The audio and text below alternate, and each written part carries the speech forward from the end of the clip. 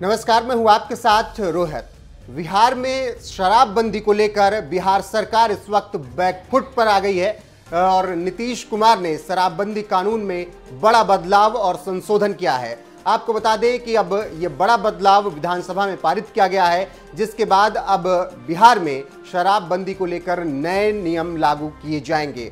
आपको बता दें कि काफ़ी मुश्किल हो रही थी शराब के जो केसेस आ रहे थे उसके निपटारे को लेकर, इसी वजह से ये कानून लाया गया है और विधानसभा में इस पर चर्चा की गई और उसके बाद अब कहा गया है कि निश्चित तौर पर जिस तरीके से मुश्किलें आ रही थी उसका हल निकाला जाएगा और कई संशोधन किए जाएंगे। आपको बता दें कि बिहार विधानसभा में आज शराबबंदी कानून में बदलाव किया गया। दरअसल अब मुख्यमंत्री नीतीश कुमार शराबबंदी को लेकर बैकफुट पर नजर आ रहे हैं।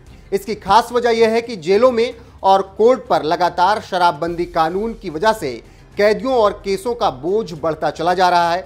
आप इससे समझ सकते हैं कि पटना में हाई कोर्ट में 26 में से 16 जज केवल शराब के मामले के लिए निपटारे में लगे हुए हैं। तो आप समझ सकते हैं कि किस तरीके से मुश्किलें कोर्ट और कानून दोनों की बढ़ रही है। इसी वजह से शराबबंदी कानून में कई बड़े संशोधन किए गए हैं।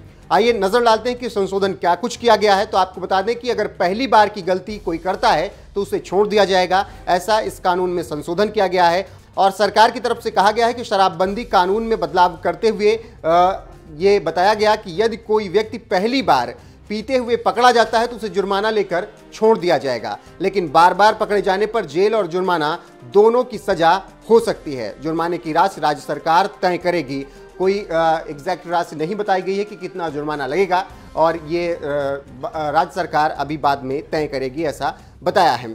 तो आपको बता दें कि ये काफ़ी मुश्किलें थी कि 26 जज जो कि पटना हाई कोर्ट में, वो 16 जज उसमें से ऐसे केसेस का निपटारा कर रहे थे जो शराब से जुड़े हुए थे, इसीलिए काफ़ी मुश्किल हो रही थी और जो कानून व्यवस्था है वो और ज़्यादा खराब होती जा रही थी, क्योंकि कई मामले सामने लगातार आ रहे थे और उनका निपटारा भी नहीं हो पा रहा था। इसी वजह से अब नीतीश सरकार ने बड़ा फैसला लिया है और शराबबंदी कानून में बड़े बदलाव किए हैं। हालांकि जिस तरीके से उन्होंने कहा है कि पहली बार पकड़े जाने पर जुर्माना नहीं लगाया जाएगा, उसके बाद दूसरी बार पकड़े जाने पर जुर्माना लगाया जाएगा, इसका रिकॉर्ड कैसे रखेंगे, शायद अभी ये कुछ नियम जो आने होंगे उस पर बड़ा सवाल खड़ा होगा कि कैसे आप रिकॉर्ड रखेंगे कि कोई पहली बार पी रहा है या दूसरी बार पी रहा है।